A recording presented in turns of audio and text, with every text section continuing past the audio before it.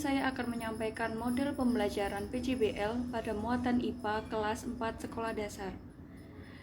Dalam hal ini diampu oleh dua dosen, yaitu yang pertama Ibu Dr. Sri Sulistiorini MPD dan yang kedua Ibu Dr. Barokah Isdayanti SPD MPD. Saya selaku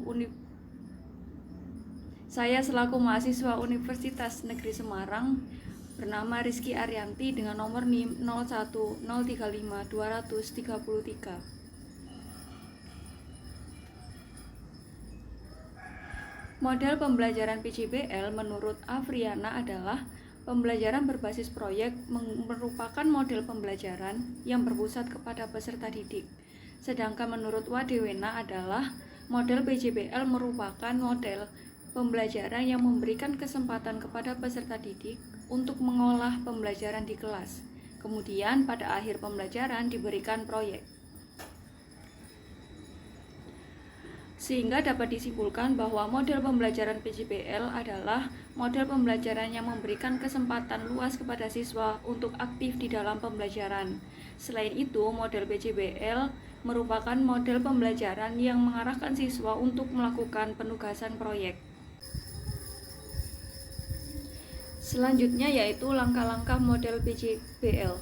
Yang pertama, guru memberikan pertanyaan kepada siswa sebelum memulai pembelajaran. Pertanyaan ini bersifat sebagai apersepsi. Pertanyaan diberikan sesuai dengan menyesuaikan lingkungan siswa dan materi yang akan diajarkan.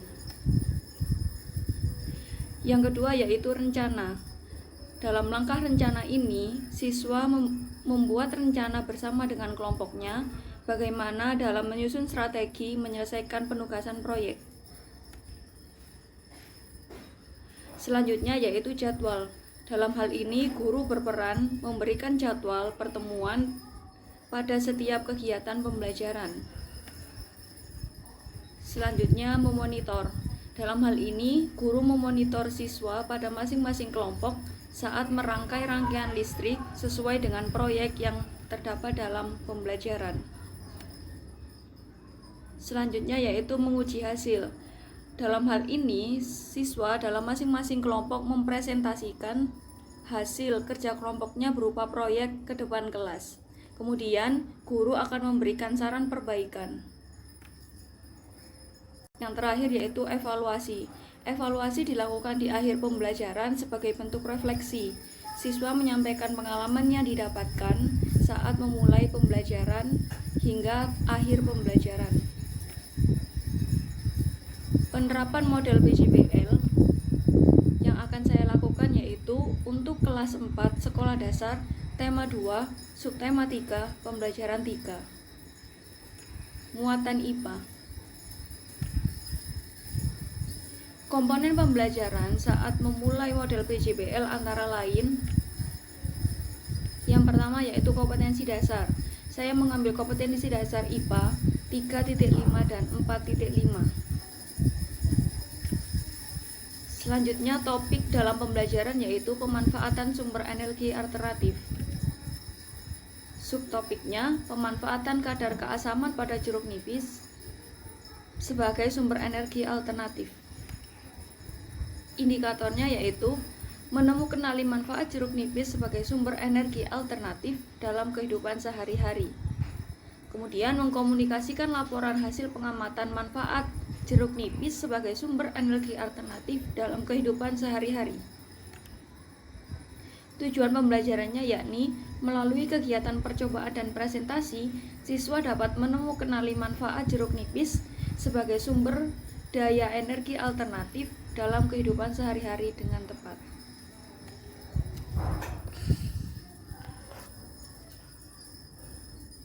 Pas nocong. Mangkeman di soren. Wes.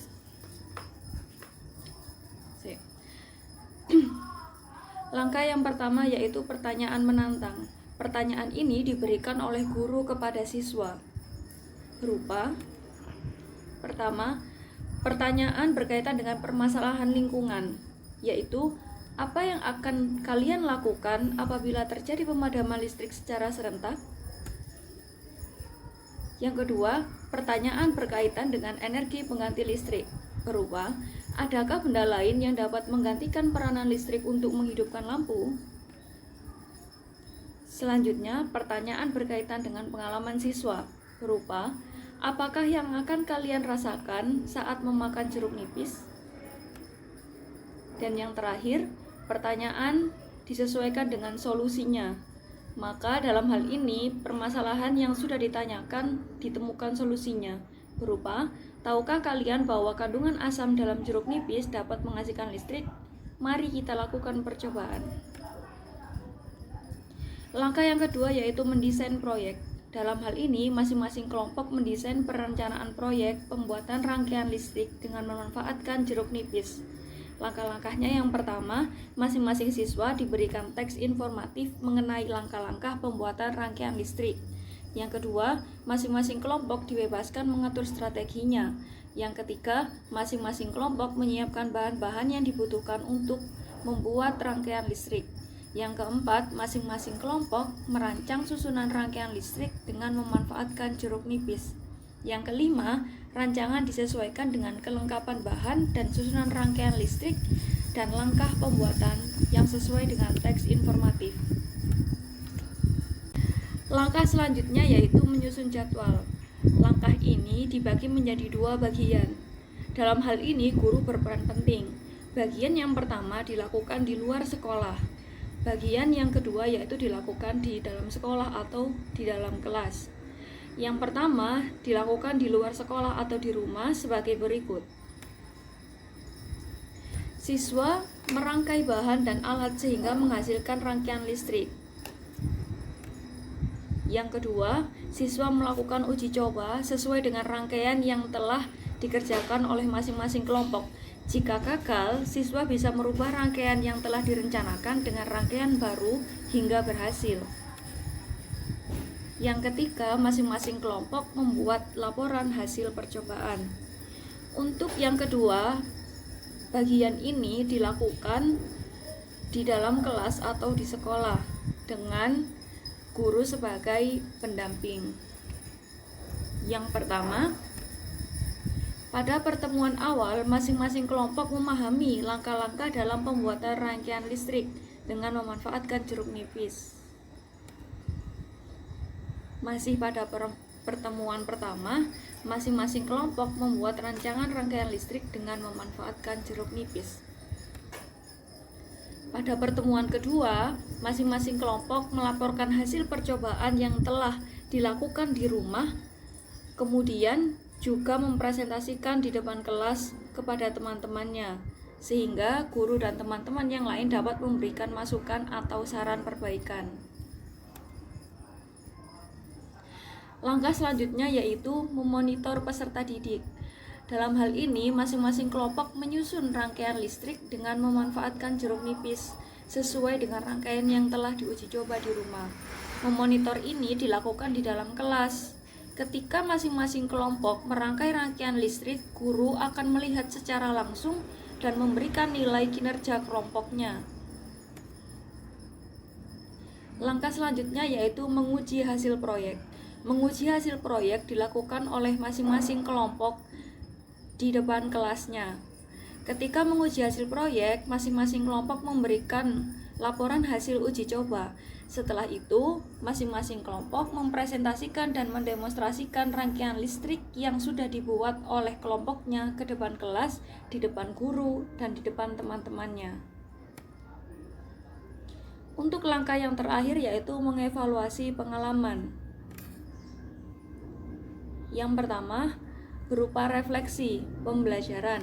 Dilakukan di akhir pembelajaran. Siswa menyampaikan pengalaman yang didapat ketika melalui pembelajaran dan pembuatan proyek pada materi ini. Yang kedua, guru memberikan umpan balik. Hal ini diberikan agar meminimalisir terjadinya miskonsepsi antara guru dan murid, sehingga materi yang disampaikan benar secara ilmu pengetahuan. Dan yang terakhir, guru dan peserta didik mengembangkan diskusi untuk memperbaiki kinerja selama proses pembelajaran, sehingga akan ada temuan terbaru yang akan menjawab hasil diskusi sebelumnya. Sekian presentasi dari saya, semoga bermanfaat. Assalamualaikum warahmatullahi wabarakatuh.